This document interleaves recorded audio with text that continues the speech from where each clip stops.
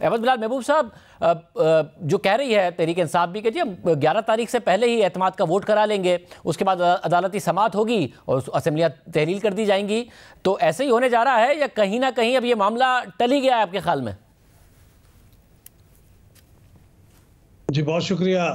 देखिए, पहली बात तो ये है कि आज आप पूछ रहे थे किसकी फतह हुई है, किसकी शिकस्त हुई है, तो मेरा ख्याल आज जो कुछ हुआ है उसमें सबको कुछ ना कुछ सेलिब्रेट करने के लिए मिल गया है। परवेज़ इलाही साहब तो यकीनन उनको बहुत कुछ सेलिब्रेट करने को मिल गया है। नोटिफिकेशन जो है वो सस्पेंड हो गया है और वो बाइख्तियार वज़ीर आला है और सिवाय एक इख्तियार के बाकी सब इख्तियारात उनके पास मौजूद हैं और उनकी डिसोल्यूशन ऑफ द असम्बली वो भी टल गई है। तो PMLN जिसने ये सारा खेल इसलिए रचाया था कि वो असम्बली की डिसोल्यूशन नहीं चाहती थी, तो चूंकि डिसोल्यूशन जो है आगे बढ़ गई है लिहाजा वो भी सेलिब्रेट कर सकते हैं और PTI भी कह सकती है कि साहब देखिए नोटिफिकेशन गवर्नर का वो सस्पेंड हो गया, तो वो भी खुश हो सकते हैं। लेकिन हकीकतन अगर किसी को कुछ नुकसान पहुंचा है तो वो इमरान खान साहब के इस बयानियों को था जिसके तहत आज उन्हें असम्बली रिजॉल्व करनी थी, वो पोस्टपोन हो गया है और इतना डेफर हो गया है कि अब वो गालिबन दरमियान में रमज़ान आ जाएगा। इससे पहले कि ये सारे मराहल से निकल के वो अगर इस मकाम तक पहुंच भी जाएं कि असम्बली डिज़ोल्व कर सकें तो फिर वो मौका नहीं होगा, रमज़ान आ जाएगा और रमज़ान के बाद फिर वो अर्ली इलेक्शन की जो कहानी है वो अपना असर खो देगी। फिर तो बेहतर है कि फिर वो शेड्यूल पे इलेक्शन हो। तो मेरे ख्याल में ये मुझे तो लगता है कि मामला टल ही गया है, क्योंकि इसमें तमाम लोग जो हैं वो चाहते हैं कि टल जाए, तो वो टल ही गया है किसी हद तक। मनीर फारूक, आप भी ऐसे ही देख रहे हैं कि मामला असेंबलियों की तहलील का टल गया, इलेक्शन अब जब भी होंगे पूरे मुल्क में एक साथ ही होंगे, या अभी भी खतरा बरकरार है? क्योंकि तहरीक इंसाफ कह रही है कि हम 11 तारीख से पहले ही एतमाद का वोट करा लेंगे और फिर जब अदालती फैसला आएगा असेंबलियां तहलील कर देंगे। देखिए शाहजेब साहब, अगर आप अदालती जो आज फैसला है उसका वो शॉर्ट ऑर्डर देखिए, उसका ऑपरेटिव पार्ट, तो अगर तो तहरीक इंसाफ ने एतमाद का वोट ले ही लेना था तो उनको चाहिए था कि अगर गवर्नर ने उन्हें वक्त दिया था 21 दिसंबर का, तो उस दिन बड़ा आसान था कि गवर्नर साहब को लिखा जाता चीफ मिनिस्टर की जानिब से कि जी आप हमें मुनासिब वक्त दीजिए, अदालती फैसलों की नज़ीर है और गो के अदालत ने उस बात को इतनी लिफ्ट नहीं करवाई, लेकिन चलें आप हमें मुनासिब वक्त दीजिए और किसी नए वक्त का तयन कीजिए, हम एतमाद का वोट ले लेते हैं। मसला ये था, ये तो अब वो गोगलुओं से मिट्टी झाड़ने वाली बात है।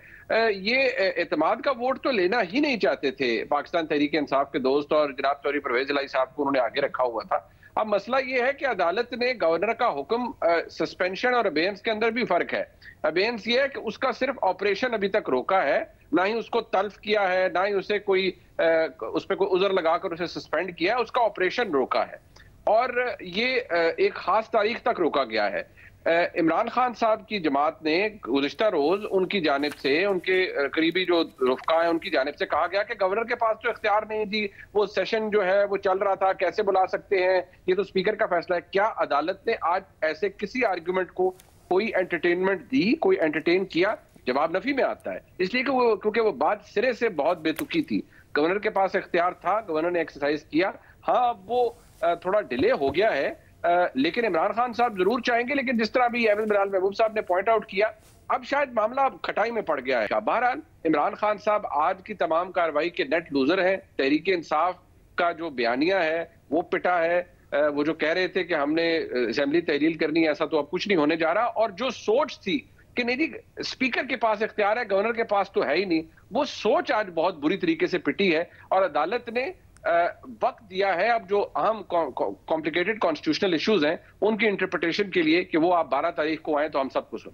तो फिर अहमद बिलाल साहब, उस सूरत में ज़ाहिर नून लीग की तो तवक्कात आगे चली गई थी इस पूरे प्रोसेस में कि हम अपना वज़ीर आला पंजाब लगाने लगे हैं, तो अल्टीमेट विनर फिर परवेज़ इलाही साहब ही हैं, जो कह ही रहे थे कि मैं तो नहीं चाहता असेंबलियाँ तहलील हों, कि असेंबलियाँ तहलील नहीं होंगी और वही वज़ीर आला रहेंगे। ना तो इमरान खान का मकसद हासिल होगा, ना ही नून लीग जो बहुत आगे जाके सोच रही थी अपना वज़ीर आला लगा लें, ना उनको ये मकसद वो हासिल कर पाएंगे। जी बिल्कुल, ये बात फिलहाल तो ऐसे ही लगता है, लेकिन बहरहाल ये हकीकत है कि एतमाद का वोट उन्हें बहरहाल लेना पड़ेगा। वो डेफर हुआ है, वो मामला ख़त्म नहीं हुआ, क्योंकि एक बार गवर्नर ने अगर कह दिया है तो ज़्यादा से ज़्यादा आप यही कह सकते हैं ना कि वक्त हमें काफ़ी नहीं दिया गया या इस सेशन के दौरान हमें नहीं कहना चाहिए था। लेकिन बहरहाल उन्हें एतमाद का वोट अब लेना पड़ेगा जब उन्हें कह दिया गया है। तो जब भी वो एतमाद का वोट लेंगे, तो अगर तो वो 186 लोग प्रोड्यूस करने में कामयाब हो जाते हैं तो फिर ठीक है, उनका हक है, वो चलते रहें। लेकिन अगर वो नहीं करेंगे तो फिर जाहिर है वो वजीर आला नहीं रह सकेंगे।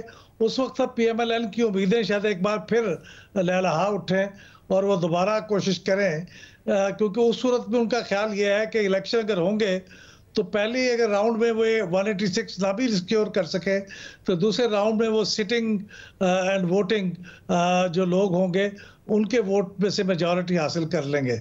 तो ये अभी सिलसिला मेरा ख्याल चलेगा। चीफ मिनिस्टर की हद तक जो उम्मीदें हैं वो दोनों तरफ बरकरार हैं। आपको लगता है मुनीब के हालांकि बार बार दावा कर रही है और ये तहरीक इंसाफ ने आज भी कहा कि जी हमें टाइम चाहिए था, टाइम दे दें, हम करा देंगे वोट ऑफ कॉन्फिडेंस, कोई मसला ही नहीं है। काफ लीग भी कह रही है हमारे भी बंदे पूरे हैं, PTI भी कह रही है पूरे हैं, 187 लोग हैं। क्या कोई मसला है ऐसा जिसकी वजह से अभी भी परवेज इलाही साहब खतरे में पड़ सकते हैं अगर इवेंचुअली उन्हें वोट ऑफ कॉन्फिडेंस लेना ही है? देखिए, परवेज इलाही साहब को इस मामले पर तो जिसका जिक्र हम कर रहे हैं, यानी असेंबली तहलील करनी है, उससे पहले एतमाद का वोट लेना है। मेरे नजदीक इस मुद्दे के ऊपर और इस चीज को जहन में रखते हुए कि परवेज इलाही साहब को मजबूर किया जा रहा है कि असेंबली तोड़ें और उससे पहले वो एतमाद का वोट लेंगे। एतमाद का वोट मेरे नजदीक मुश्किल होगा फौरी परवेज इलाही साहब के लिए लेना, क्योंकि वो मसला उनकी जात का नहीं है, मसला एक कॉन्सिक्वेंस का है जो कि सामने आएगा अगर एतमाद का वोट ले लिया गया। तो अदालत ने जो आज असेंबली तहलील न करने की अंडरटेकिंग ली है शाहजेब साहब, उसका बराह रास्त जिक्र उस पूरे कार्रवाई के अंदर नहीं था। वो क्यों ली गई, इसके ऊपर आपको मुझे हम सबको सोचने की जरूरत है कि जो इंटेंट होता है किसी भी असेंबली के इलेक्ट होने का, उसकी मुद्दत पूरी करने का, वो उसके पीछे कोई ना कोई एक पूरी मैकेनिज्म छुपा होता है, एक पूरी रीजनिंग छुपी होती है। अगर उसको तोड़ने के इमरान खान साहब ने फैसला कर लिया था और सिटिंग वजीर आला कह रहे हैं कि 99% लोग नहीं तोड़ना चाहते, तो इसका मतलब है वजीर आला समेत और बहुत से मेंबरान ऐसे हैं जो कि नहीं चाहते कि असेंबली टूटे। लिहाजा मुझे लगता है इस मुद्दे पर वोट ऑफ कॉन्फिडेंस लेना बड़ा मुश्किल होगा चीफ मिनिस्टर के लिए।